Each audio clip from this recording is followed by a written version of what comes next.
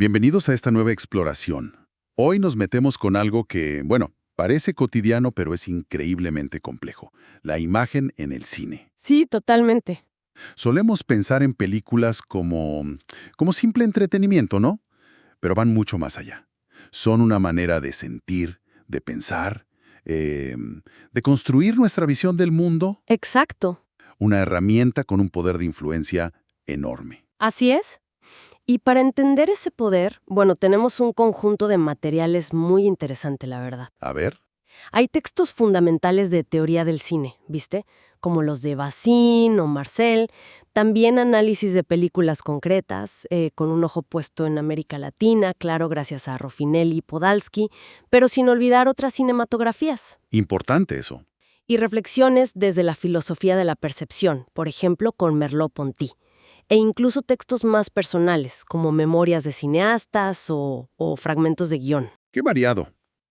Sí, y también entran en juego pensadores como Godard, Quignard, Pantenburg, Perniola, Mariño, Provitina, hasta referencias a la obra de Leni Riefenstahl. O sea, es un material diverso para abordar la imagen desde distintos ángulos. Ok, entremos en materia entonces. La idea hoy es indagar cómo las imágenes cinematográficas crean significado, ¿no? Cómo logran conmovernos, influir en nuestras ideas y por qué son a menudo tan ambiguas, tan difíciles de atrapar en una sola interpretación. Claro. Buscamos entender qué hace que ciertas imágenes nos marquen tanto y cómo podemos, empezar a descifrar el pensamiento que se esconde detrás de ellas. Me parece un excelente punto de partida. Y un buen lugar para empezar es esa fascinación original del cine con el realismo. Nació con esa promesa, ¿no? De capturar la realidad. Los hermanos Lumière y sus famosas vistas reales. Claro, lo básico. Pero, como apuntaba ya Gabriel Marcel, el cine no se limita a copiar el espacio físico. O sea, crea sobre todo un espacio estético propio, con sus propias reglas, sus capacidades expresivas. No es solo una ventana, es más bien un lienzo. Y André Bazin llevó esa idea más lejos, ¿verdad? Según recupera Rajas Fernández, él analizó la profundidad de campo. Sostenía que esa técnica, al mantener enfocados varios planos a la vez, nos acerca a una experiencia visual más parecida a la de la realidad misma. ¿Y eso qué significa? Bueno, que nos exige ser espectadores más activos, interpretar lo que vemos, porque la imagen conserva cierta ambigüedad, como el mundo real, digamos. Exacto. No te guía la mirada de forma tan directa como el montaje tradicional, el montaje más analítico. Claro, y esa búsqueda de un cierto tipo de realismo tuvo consecuencias muy potentes, ¿eh? Pensemos en el neorrealismo italiano, un movimiento clave que analiza Laura Podalski. Sí, fundamental. Su impacto no fue meramente formal, ojo. Películas como Ladrón de bicicletas, de Sica, buscaban deliberadamente forjar una conexión emocional muy, muy fuerte del espectador con los personajes, con sus dramas. Entiendo. La esperanza era que esa empatía no se quedara en la sala de cine, sino que movilizara una mayor sensibilidad social hacia problemas como la pobreza, la injusticia en la posguerra. Una estrategia que, tuvo un eco enorme, por ejemplo, en el nuevo cine latinoamericano. Cineastas de todo el continente se inspiraron en esa forma de mirar la realidad social. Totalmente. Aunque es interesante notar, como menciona Podalski, citando a John Hess, que también surgieron críticas, ¿no? Claro, siempre las hay. Algunos se preguntaban si ese énfasis en el sentimiento, en el melodrama a veces, si podía limitar un análisis político más profundo, digamos, de las causas estructurales de esos problemas sociales. Lo cual nos lleva directamente a cuestionar esa idea de un realismo puro o simple. Desde la filosofía, Maurice Merleau-Ponty nos ofrece una perspectiva crucial. A ver. Él argumenta que nuestra percepción habitual del mundo no es como una cámara fotográfica que registra todo objetivamente, ¿viste? La ciencia, dice él, tiende a simplificarla. Pero la experiencia vivida está llena de ambigüedad, de equívocos, de aspectos movidos, influidos por el contexto. No percibimos cualidades aisladas, sino totalidades significativas. Entiendo. Como en su famoso ejemplo de la ilusión óptica de Müller-Lyer, ¿no? Esas dos líneas de igual longitud que parecen diferentes por las flechas en los extremos. Esa misma. Merleau-Ponty diría que no es solo que parezcan distintas, es que nuestra percepción las hace diferentes dentro de esa configuración específica. Exactamente. La percepción normal, entonces, no es un registro perfecto. Tiene lagunas, está siempre interpretando. Muy interesante. Y esa idea de la imagen como registro perfecto o análogo de la realidad, bueno, es algo que Roland Barthes exploró, según analiza Pantenburg, al hablar de la fotografía documental como un mensaje sin código. Suena potente eso de mensaje sin código. Sí, es una idea muy sugerente, ¿no? La de la imagen que habla por sí sola, pero que quizás pasa por alto cuánta construcción hay, incluso en la imagen que parece más directa, más cruda. Y aquí viene una de esas provocaciones que te hacen repensar todo. Jean-Luc Godard, ¿no? También citado por Pantenburg, llegó a llamar a los hermanos Lumière los últimos pintores impresionistas. Imagínate, es fuerte. Vaya, en lugar de verlos como los padres del documental puro, los conecta con un movimiento artístico centrado en la percepción subjetiva de la luz, del instante. Es una forma radical de desafiar ese mito del origen puramente realista del cine. Y la frase de Godard, juste une image, solo una imagen, también apunta en esa dirección, ¿no? Ajá. A valorar la imagen por sí misma, por su fuerza intrínseca, y no solo como un reflejo del mundo. Lo interesante aquí es cómo esta tensión entre buscar el realismo y estilizar conscientemente se manifiesta en la práctica, en las películas. Tenemos un ejemplo clarísimo en el análisis que hace Jorge Ruffinelli de la película cubana Lucía, de Humberto Solás. Es una película dividida en 3 episodios, ¿cierto? Sí, 3 épocas distintas de la historia cubana, cada una con una Lucía diferente. Y lo llamativo es que Solás usa estilos visuales y de actuación completamente distintos para cada episodio. Exacto. Para el siglo XIX usa un estilo más operático, casi teatral, muy estilizado. Para los años 30, un lenguaje cinematográfico más clásico, cercano al melodrama de Hollywood, digamos. Y para la época más cercana a la filmación. Claro, para los años 60, adopta un estilo mucho más espontáneo, casi documental, con cámara en mano, muy directo. Muy directo.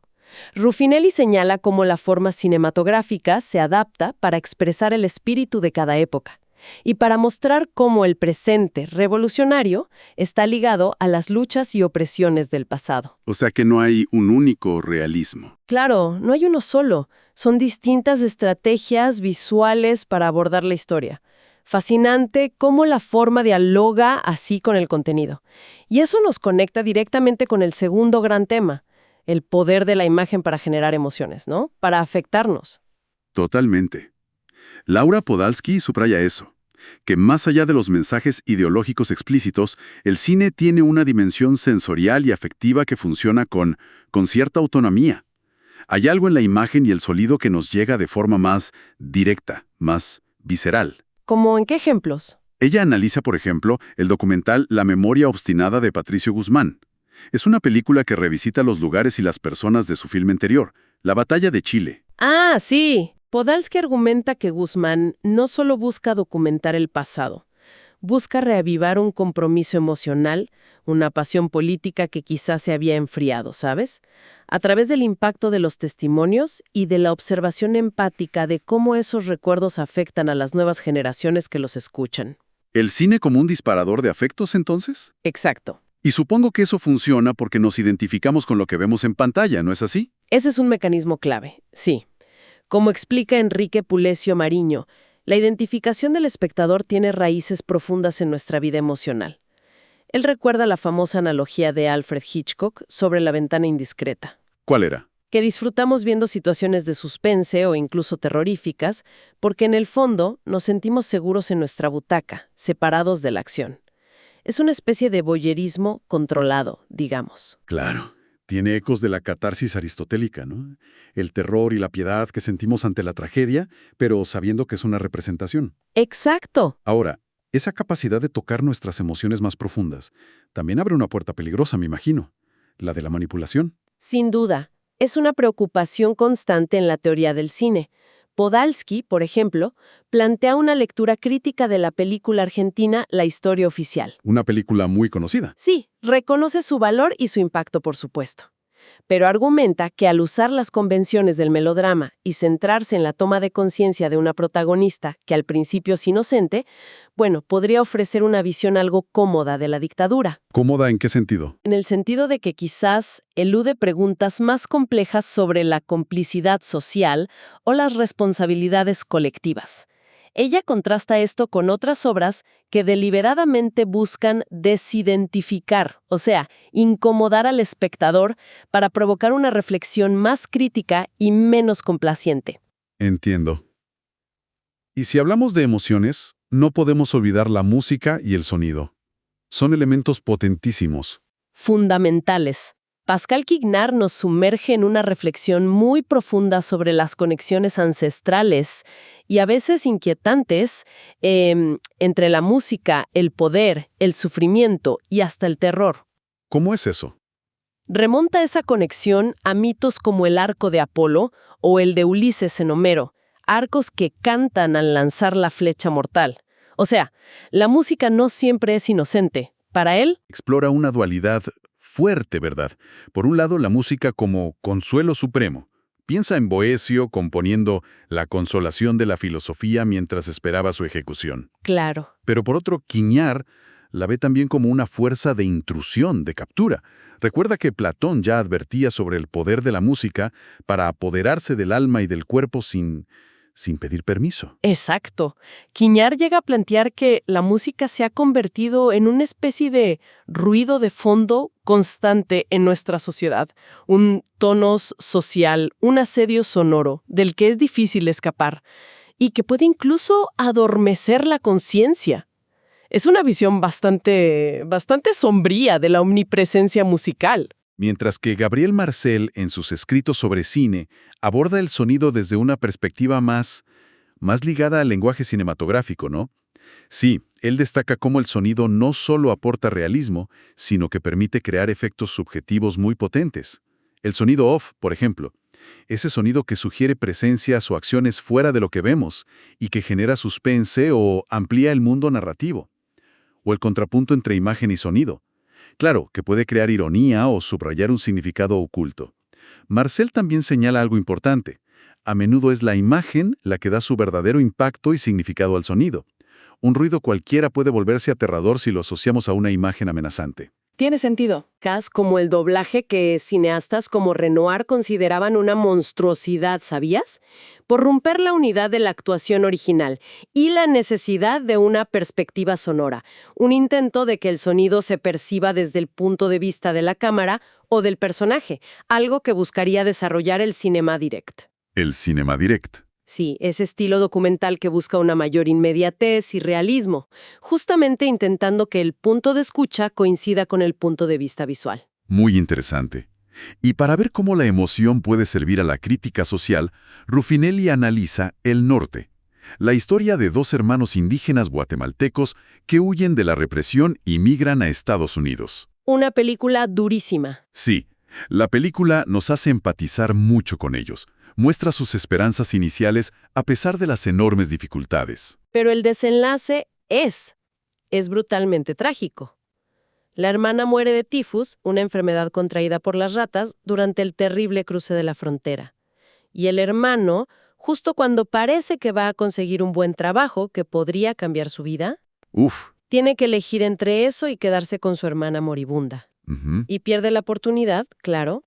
Ruffinelli destaca cómo ese contraste tan fuerte entre las expectativas iniciales y el desastre final intensifica enormemente el impacto emocional. Y convierte la película en una denuncia muy poderosa. Exacto, de la tragedia humana, de la migración forzada. Esa construcción cuidadosa de la trayectoria emocional nos lleva al tercer gran aspecto que queríamos explorar, la imagen que piensa. O que, a veces, nos hace pensar que pensamos algo que en realidad nos está siendo sugerido. ¿Puede el cine ser realmente una forma de pensamiento? Es una idea fascinante, la verdad. La exploran autores como Gustavo Provitina y Volker Pantenburg al hablar del cine-ensayo. Defienden que el cine no tiene por qué limitarse a contar historias. Puede ser un vehículo para desarrollar ideas, para inscribir un pensamiento directamente en formato audiovisual. Godard de nuevo. Godard, de nuevo, afirmaba que se puede contar la historia de una idea. El gran reto es, claro, cómo hacer visible lo abstracto, cómo traducir conceptos en imágenes y sonidos. Ahí encaja esa famosa noción de la cámara estilo, ¿no? La idea de Alexander Astruc que retoman Provitina y Pantenburgo. Exactamente, la cámara estilo, literalmente cámara pluma, la idea es que la cámara puede ser para el cineasta lo que la pluma es para el escritor. Una herramienta directa para pensar, para expresar ideas complejas, para escribir con imágenes y sonidos tan libremente como se escribe con palabras. Libera al cine de la mera narración. Eso es, libera al cine de la mera narración de historias. Y Gabriel Maisel también insistía en el papel creador de la cámara misma, ¿cierto? Decía que la liberación de la cámara, su capacidad para moverse con fluidez, fue un paso decisivo para que el cine se convirtiera en un arte. Claro, porque esos movimientos no son solo para seguir la acción, crean significado por sí mismos. ¿Cómo cuáles? Marcel, más ejemplos. Un traveling puede expresar la marcha inexorable de los acontecimientos, como en El crimen del señor Lange de Renoir. La forma en que la cámara encuadra a dos personajes puede sugerir una relación oculta, o una tensión entre ellos, como hacía Hitchcock en The Paradigm Case. Incluso la escenografía. Incluso la escenografía, como en el expresionismo alemán que cita Marcel, puede usarse para reflejar visualmente el estado mental atormentado de un personaje. O sea, la cámara no solo mira, interpreta. Y si la cámara piensa, el montaje sería como... Como la forma en que organiza esas ideas, la sintaxis del cine. Es una buena analogía, ¿sí? Pantenburg nos recuerda el concepto de montaje intelectual de Eisenstein. La idea era crear conceptos abstractos como opresión o revolución, yuxtaponiendo imágenes concretas. Imágenes que por sí solas no tenían esa idea. Exacto. Pero que al chocar en la mente del espectador, la generaban. Es un montaje muy directivo, que busca guiar el pensamiento de forma muy marcada. Pero no es la única forma de entender el montaje, ¿verdad? Mencionaste antes a Bazin y su preferencia por la profundidad de campo. Así es. Pulesio Mariño habla de esa alternativa como un montaje dentro del cuadro. La filosofía es distinta. En lugar de fragmentar la realidad y reconstruirla analíticamente, se confía en presentar una porción de realidad compleja y ambigua, gracias a la profundidad de campo, y dejar que el espectador encuentre el significado en ella. Se respeta más la continuidad espacial y temporal. Tiene sentido. Y para Godard, según Pantenburg, el montaje va más allá de una técnica. Es casi una metáfora central de cómo funciona el pensamiento, la memoria y la historia misma. Sus monumentales Histoires du cinéma son un ejemplo radical de esto. ¿En qué sentido? Piensa en la historia del cine y la historia con mayúsculas, a través del montaje de fragmentos de películas, noticieros, pinturas, textos. Es pensar con el montaje. Entonces, la imagen piensa, organiza ideas, pero también puede vehicular ideología, ¿no? Y a veces de maneras que no son obvias. Absolutamente.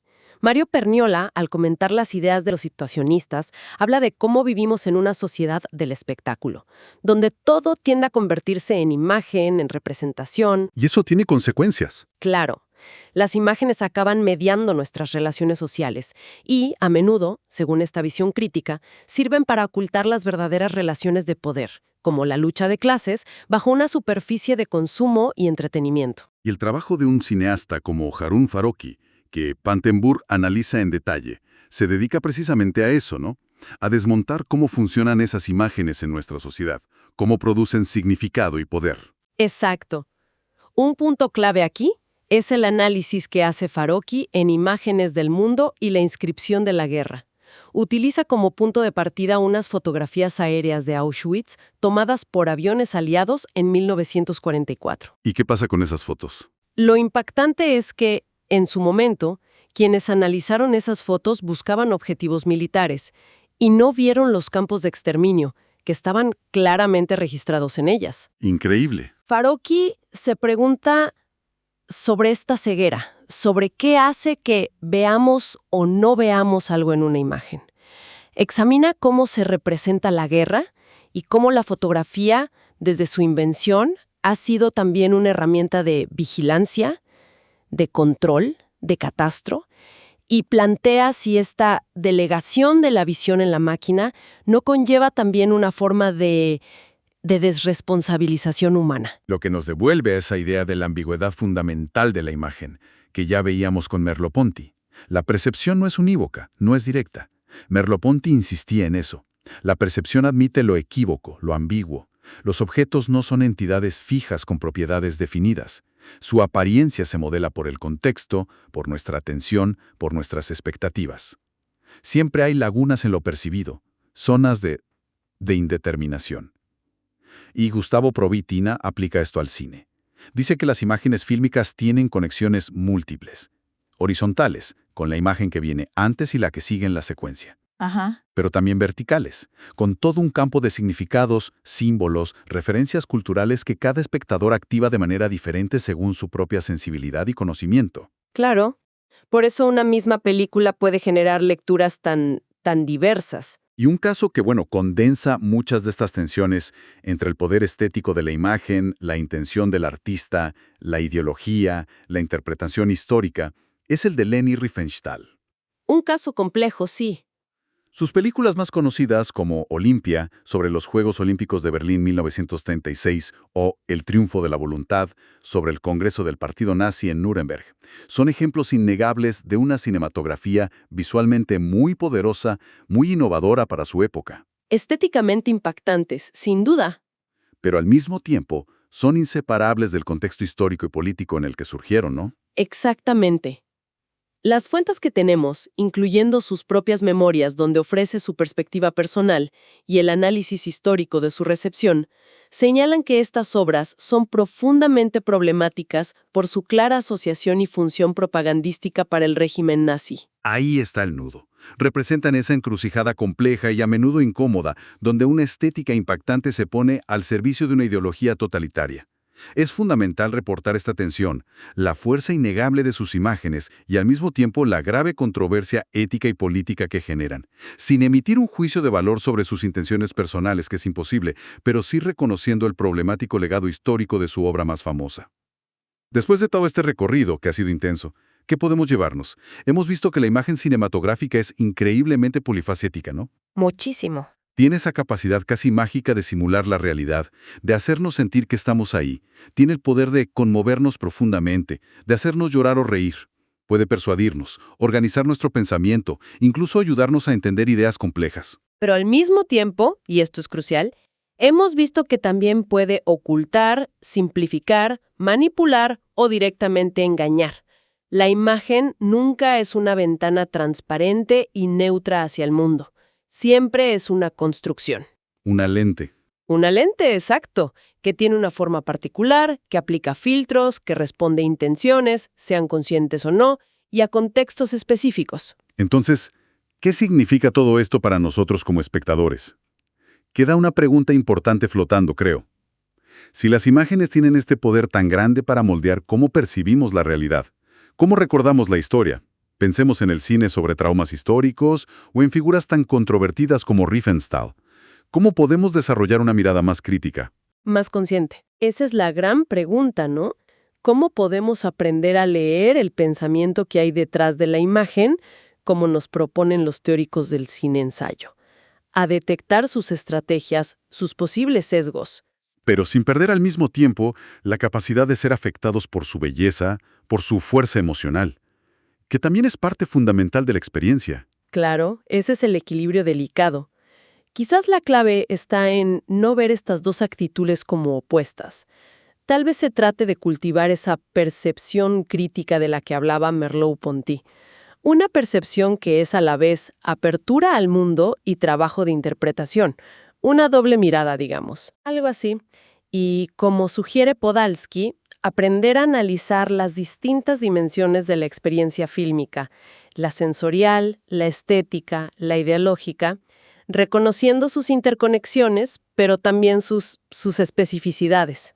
Es un desafío constante, sin duda, pero también es lo que hace que ver y pensar el cine sea una actividad tan rica y, yo diría, tan necesaria.